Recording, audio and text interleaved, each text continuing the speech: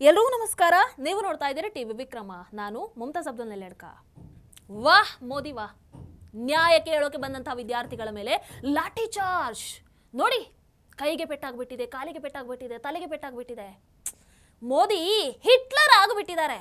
ನ್ಯಾಯ ಕೇಳುವಂತ ಹಕ್ಕನ್ನೇ ಕಸಿದು ಬಿಟ್ಟಿದ್ದಾರೆ ಅಂತ ಯಾರೆಲ್ಲ ಎಮೋಷನಲ್ ಡ್ರಾಮಾವನ್ನ ಮಾಡ್ತಾ ಇದ್ದೀರೋ, ನಾಚಿಕೆ ಮಾನ ಮರ್ಯಾದೆ ಇದೆಯಾ?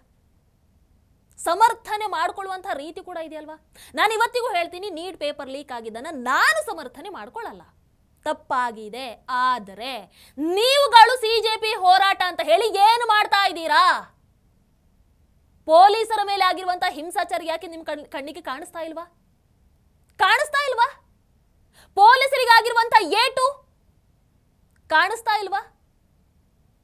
ಸಿಜೆಪಿ ಹಿಂಸಾಚಾರ ಶುರುವಾಗಿದ್ದು ಹೇಗೆ ಅಂತ ಕೇಳಿದ್ರೆ ನೋಡಿ, ಹೀಗೆ ಶುರುವಾಗಿದ್ದು. ದಯವಿಟ್ಟು ನೋಡಿ, ಯಾರು ಮೊದಲು ದಾಳಿಯನ್ನು ಮಾಡಿದ್ರು?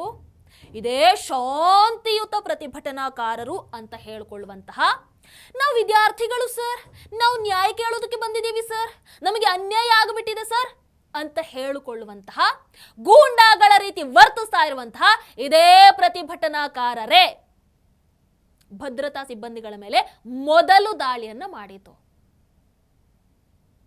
ಹೇಗಿದನ್ನು ಸಮರ್ಥನೆ ಮಾಡ್ಕೊಳ್ತೀರಾ? ಅಥವಾ ಇದ್ರ ಬಗ್ಗೆ ಮಾತಾಡ್ತೀರಾ? ಕೊನೆಗೆ ಅವರನ್ನ ರಕ್ಷಿಸುವ ಸಲುವಾಗಿ ಉಳಿದ ಪೊಲೀಸ್ ಸಿಬ್ಬಂದಿಗಳು ಮಧ್ಯ ಪ್ರವೇಶಿಸಲೇಬೇಕಾಗಿತ್ತು. ನೋ ಆಪ್ಷನ್, ಬೇರೆ ಆಯ್ಕೆ ಇರಲಿಲ್ಲ ಅವರಿಗೆ.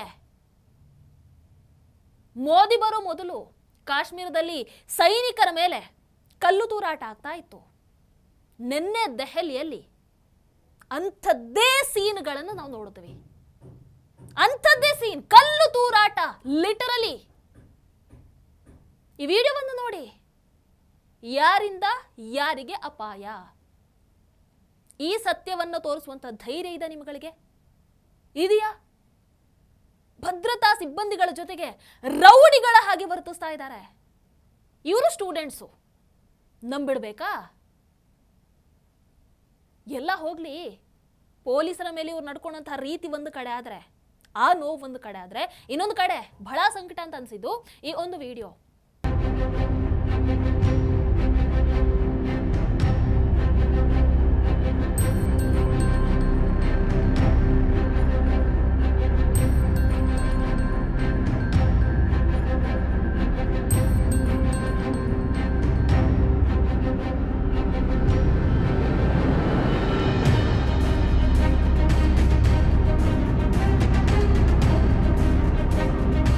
ಇವರ ನಮ್ಮ ದೇಶದ ಯುವ ಶಕ್ತಿ, ಇವರ ಜನ್ ಝೀಗಳು, ಇವರ ನಮ್ಮ ದೇಶವನ್ನ ಮುಂದೆ ನಡೆಸೋರು. ದೇಶದ ಅತ್ಯುತ್ತಮ ಸಾಧನೆಯ ಮೇಲೆ ನೀವು ಕಲ್ಲು ತೂರಾಟವನ್ನ ಮಾಡ್ತೀರಾ ಅಂತಂದ್ರೆ ನಿಮ್ಗಳಿಗೆ ಹಾಗಾದ್ರೆ ಯಾವ ರೀತಿಯಾದಂಥ ಪಾಠವನ್ನು ಕಲಿಸಬೇಡ. ಕೇವಲ 3-4 ದಿನಗಳ ಹಿಂದೆ ಉದ್ಘಾಟನೆ ಆದಂತ ದೊಡ್ಡ ಸಾಧನೆ ಹೈಡ್ರೋಜನ್ ಟ್ರೈನ್, ಅದನ್ನ ಕೂಡ ನೀವು ಬಿಡಲ್ಲ ಅಂತಂದ್ರೆ ಆ ಟ್ರೈನೇ ನಿಮಗೆ ಮಾಡಿತ್ತು. ಏನ್ ನಿಮ್ ಪ್ರಕಾರ ಹೈಡ್ರೋಜನ್ ಟ್ರೈನ್ ಮೋದಿಜಿಯವರದ್ದ? ಯಾರೊಬ್ಬರ ವೈಯಕ್ತಿಕ ಆಸ್ತಿ ಅಲ್ಲದು, ಇಡೀ ದೇಶದ ಆಸ್ತಿ. ಏನಿಷ್ಟು ಅಸಹ್ಯತರ ವರ್ತಿಸ್ತೀರಾ? ವೀಕ್ಷಕರಿಗೆ ಎಲ್ಲ ಆಯ್ತು, ಇದು ಒಂದು ಬಾಕಿತ್ತು ನೋಡಿ. ಅಲ್ಲ, ಇನ್ನಿಂಥದ್ದು ಆಕ್ಚುಲಿ ತುಂಬಾ ಬರೋದಿದೆ. ಭಾರತದಲ್ಲಿ ನಡೀತಾ ಇರುವಂತಹ ಸಿಜೆಪಿ ಪ್ರತಿಭಟನೆಗೆ ಬಾಂಗ್ಲಾದೇಶದ ಜಮಾತಿ ಇಸ್ಲಾಮಿ ತನ್ನ ಬೆಂಬಲವನ್ನ ಘೋಷಣೆ ಮಾಡಿದೆ. ಆಯ್ತಲ್ವಾ? ಇನ್ನೇನು ಬೇಕು? ಸಿಜೆಪಿ ನೀಟ್ ಅಕ್ರಮದ ವಿರುದ್ಧ ನಡೀತಾ ಇರುವಂತಹ ಪ್ರತಿಭಟನೆ, ಈ ರೀತಿ ಯಾರು ವಾದ ಮಾಡ್ತಾರಲ್ವಾ ಅವರೆಲ್ಲರಿಗೂ 2 ನಿಮಿಷದ ಮೌನಾಚರಣೆ ಮಾಡೋದು ಒಳಿತು. ಇದು ಮೋದಿ ಅವರನ್ನ ಕೆಳಗಿಳಿಸೋದಕ್ಕೆ, ಅವರ ವಿರುದ್ಧ ನಡೀತಾ ಇರುವಂತಹ ಪಿತೂರಿ ಅಲ್ಲ ಅಂತ ಹೇಳೋದಕ್ಕೆ ಸಾಧ್ಯ ಇದೆಯಾ? ಎಲ್ಲ ಆಂಗಲ್ ಅಲ್ಲೂ ಸ್ಪಷ್ಟವಾಗಿ ಅರ್ಥ ಆಗ್ತಾ ಇದೆ. ಇನ್ನೊಂದು ಬಹಳ ಬಹಳ ನೋವು ತಂದಂತಹ ವಿಡಿಯೋ ಈಗ ಜಸ್ಟ್ ಬರುವಾಗ ನೋಡ್ಕೊಂಡು ಬಂದೆ. ಇಂಥ ಬಹಳಷ್ಟು ವಿಡಿಯೋಗಳು ಬರ್ತಾ ಇದ್ದಾವೆ, ಬರೀ ಒಂದು ವಿಡಿಯೋವನ್ನು ನೋಡಬೇಕು. ಪಾಪ ಪೊಲೀಸರು ತಮ್ಮ ಕರ್ತವ್ಯವನ್ನು ನಿರ್ವಹಿಸ್ತಾ ಇದ್ದಾರೆ, ಅವರ ಮೇಲೆ ಈ ರೀತಿಯಾದಂತಹ ದಾಳಿಯನ್ನ ಮಾಡ್ತಾ ಇದ್ದೀರಲ್ವಾ? ಗೂಂಡಾಗಳನ್ನು ನಡೆಸ್ಕೊಳ್ಳೋ ರೀತಿ ಆಡ್ತಾ ಇದ್ದೀರಲ್ವಾ? ಏನ್ ಹೇಳೋಣ ಇದಕ್ಕೆ? ಸಿಜೆಪಿ ಇದಕ್ಕೆ ಒಂದಷ್ಟು ಎಮೋಷನಲ್ ಮ್ಯೂಸಿಕ್ ಹಾಕಿ ವೈರಲ್ ಮಾಡಿಯಲ್ಲ ಇದನ್ನ. ನೋಡಿ ನಮ್ಮ ಪ್ರತಿಭಟನೆಯಲ್ಲಿ ಇಂಥದ್ದು ನಡೀತಾ ಇದೆ ಅಂತ. ಯಾಕಾಗಲ್ವಾ? ಅವರು ಯಾರದೊಬ್ಬರ ತಂದೆ ಆಗಿರ್ತಾರೆ, ಯಾರದೋ ಅಣ್ಣ ತಮ್ಮ ಮಗ ಆಗಿರ್ತಾರೆ. ನಿಜವಾಗ್ಲೂ ನೀವುಗಳು ಈ ಮಟ್ಟಕ್ಕೆ ಇಳಿದು ಬಿಟ್ಟಿದ್ದೀರಾ ಅಂತಂದ್ರೆ ಇದನ್ನ ಇನ್ನು ನಿಮ್ಮದೇ ರೀತಿಯಲ್ಲಿ ಹ್ಯಾಂಡಲ್ ಮಾಡಬೇಕು. ನನ್ನ ಪ್ರಕಾರ ಒಬ್ಬೊಬ್ಬರನ್ನ ಕೂಡ ಹಿಡಿದು ಹೆಂಗೆ ಟ್ರೀಟ್ಮೆಂಟ್ ಕೊಡಬೇಕು ಅಂತಂದ್ರೆ ಮತ್ತೆ ಯೋಚನೆ ಕೂಡ ಬರಬಾರ್ದು ಇಂತಹ ದ್ರೋಹಿ ಕೆಲಸವನ್ನ ಮಾಡೋದಕ್ಕೆ.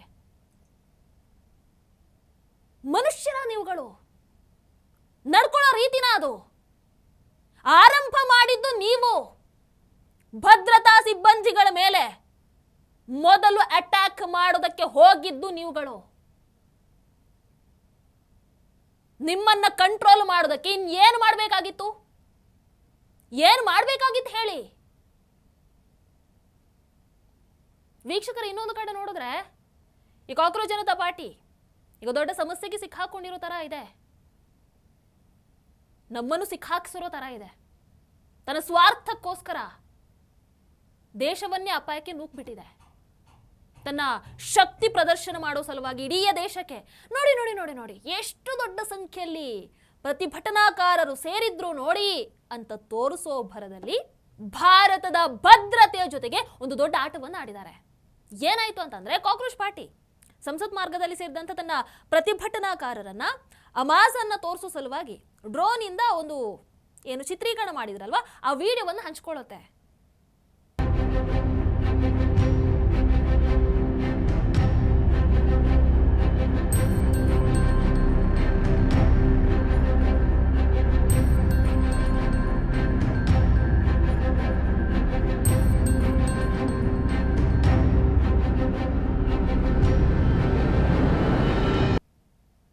ಆ ವಿಡಿಯೋ ಈಗ ಭಾರಿ ಚರ್ಚೆ ಕಾರಣ ಆಗಿದೆ. ಯಾಕೆ?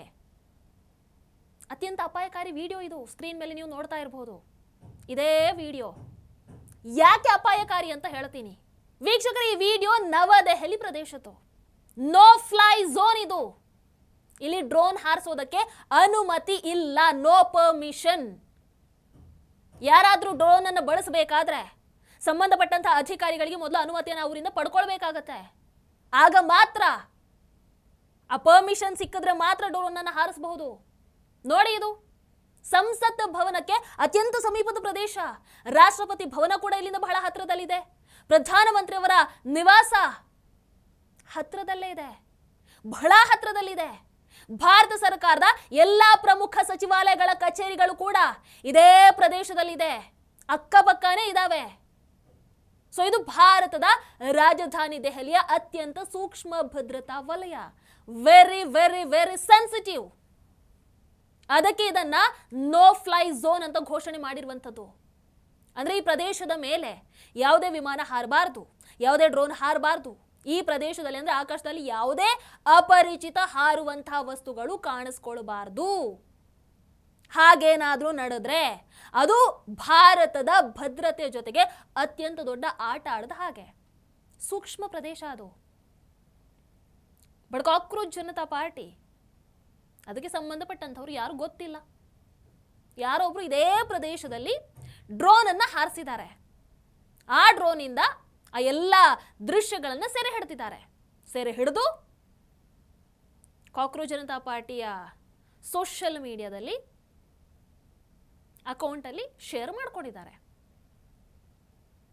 ತಮ್ಮ ಪ್ರತಿಭಟನಾಕಾರರ ನಿಜವಾದ ಸಂಖ್ಯೆಯನ್ನು ಎಲ್ರಿಗೂ ತೋರಿಸಬೇಕಿತ್ತಲ್ವಾ? ಎಷ್ಟು ಯಶಸ್ವಿಯಾಗಿದ್ದೀವಿ ಅನ್ನುವಂಥದ್ದನ್ನ ಎಲ್ರಿಗೂ ಸಾರಿ ಸಾರಿ ಹೇಳಬೇಕಾಗಿತ್ತಲ್ವಾ? ಅದಕ್ಕೆ ಈ ಡ್ರೋನ್ ಕ್ಯಾಪ್ಚರ್ಡ್ ವಿಡಿಯೋ ವೈರಲ್ ಮಾಡಿದ್ದಾರೆ. ಇವತ್ತು ಜಂತರ್ ಮಂತರಲ್ಲಿ ಪಾರ್ಟಿ ಬೇರೆ ನಡೀತಾ ಇದೆ. ಫುಡ್ ಮೇಲೆ ಫುಡ್ ಬರ್ತಾ ಇದೆ ಅಲ್ಲಿ. ಆರಂಭದಲ್ಲಿ ಏನು ಹೇಳಿದ್ರಲ್ಲ, ನಮ್ಮ ಪಾರ್ಟಿಗೆ ಫಂಡಿಂಗ, ಅಯ್ಯೋ ನಮಗೆ ಫಂಡಿಂಗ್ ಅಂದ್ರೆ ಏನಂತಾನೇ ಗೊತ್ತಿಲ್ಲಪ್ಪ ಅನ್ನೋ ರೀತಿ ಆಡ್ತಾ ಇದ್ರು. ಇದೆಲ್ಲ ಏನು ಇವ್ರ ಮನೆಯಿಂದ ತಂದು ಹಾಕ್ತಾ ಇದ್ದಾರಾ ಅಭಿಜಿತ್ ದೀಪ್ಗೆ? ಅಥವಾ ಇವ್ರು ಯಾರಾದರೂ ಸ್ಪೋಕ್ಸ್ ಪರ್ಸನ್ಸ್ ಎಲ್ಲ ಇದ್ದಾರಲ್ವಾ, ಅವ್ರ ಮನೆಯಿಂದ ತಂದು ಹಾಕ್ತಾ ಇದ್ದಾರಾ? ಯಾರೊಬ್ರು ಇರಬೇಕು ತಾನೇ ಇಷ್ಟೆಲ್ಲ ಫೆಸಿಲಿಟಿ ಸಿಗಬೇಕು ಅಂತಂದರೆ. ಇರಲಿ, ಈಗ ಆ ವಿಡಿಯೋ ವಿಚಾರಕ್ಕೆ ಬರೋದಾದರೆ, ಆ ವಿಡಿಯೋವನ್ನು ಮಾಡೋ ಭರದಲ್ಲಿ ಯಾರು ಈ ಡ್ರೋನನ್ನು ಹಾರಿಸಿದ್ರೋ ಅವರು ನಮ್ಮ ಭಾರತದ ರಾಜಧಾನಿಯ ಭದ್ರತೆಯನ್ನು, ಅಲ್ಲಿ ವಾಸಿಸುವಂಥ ಜನರ ಸುರಕ್ಷತೆಯನ್ನು, ದೇಶದ ಭದ್ರತೆಯನ್ನು ದೊಡ್ಡ ಅಪಾಯಕ್ಕೆ ತಳ್ಳಿದ್ದಾರೆ ಅಂತಂದರೆ ಖಂಡಿತವಾಗ್ಲೂ ತಪ್ಪಾಗಲ್ಲ. ಈಗ ದೆಹಲಿಯ ಪೊಲೀಸರು ಈ ಡ್ರೋನನ್ನು ಯಾರು ಹಾರಿಸಿದ್ರು, ಇದಕ್ಕೆ ಅನುಮತಿಯನ್ನು ಪಡೆದಿದ್ರಾ ಇಲ್ವಾ, ಈ ಡ್ರೋನ್ ಇಷ್ಟು ಸೂಕ್ಷ್ಮ ಪ್ರದೇಶದ ಒಳಗೆ ಹೆಂಗೆ ಪ್ರವೇಶವನ್ನು ಪಡ್ಕೊಳ್ತು, ಎಲ್ಲ ವಿಚಾರಗಳ ಬಗ್ಗೆ ತನಿಖೆಯನ್ನು ನಡೆಸ್ತಾ ಇದ್ದಾರೆ. ನಾನು ಈಗಾಗಲೇ ಹೇಳಿದ್ದೀನಿ, ರಾಷ್ಟ್ರಪತಿ ಭವನ, ಸಂಸತ್ ಭವನ, ಸುಪ್ರೀಂ ಕೋರ್ಟ್, ಕೇಂದ್ರ ಸರ್ಕಾರದ ಎಲ್ಲ ಪ್ರಮುಖ ಸಚಿವಾಲಯ, ರಿಸರ್ವ್ ಬ್ಯಾಂಕ್ ಆಫ್ ಇಂಡಿಯಾ, ಪ್ರಧಾನಮಂತ್ರಿ ನಿವಾಸ ಎಲ್ಲವೂ ಇದೇ ಪ್ರದೇಶದಲ್ಲಿ ಬರುತ್ತೆ. ದೇಶದ ಅತ್ಯಂತ ಸೂಕ್ಷ್ಮ ಭದ್ರತಾ ವಲಯ. ಸೊ ಇಲ್ಲಿ ಡ್ರೋನನ್ನು ಹಾರಿಸುವಂಥದ್ದು ರಾಷ್ಟ್ರೀಯ ಭದ್ರತೆಗೆ ದೊಡ್ಡ ಅಪಾಯ ಅಂತ ಪರಿಗಣಿಸಲಾಗತ್ತೆ. ಬೈ ಚಾನ್ಸ್ ಈ ವಿಡಿಯೋವನ್ನು ಯಾರಾದರೂ ದುರುಪಯೋಗ ಪಡಿಸ್ಕೊಂಡ್ರೆ, ಭಯೋತ್ಪಾದಕ ಸಂಘಟನೆಗಳು, ಭಾರತ ವಿರೋಧಿಗಳು ದುರುಪಯೋಗ ಪಡಿಸ್ಕೊಂಡ್ರೆ ಯಾರು ಜವಾಬ್ದಾರಿ ಆಗ್ತಾರೆ? CJP ಹೊಣೆಯನ್ನು ಹೊತ್ಕೊಳ್ಳುತ್ತಾ? ವೈರಲ್ ಆಗಿದ್ದಾಗಿದೆ, ಇನ್ನೇನು ಮಾಡೋದು?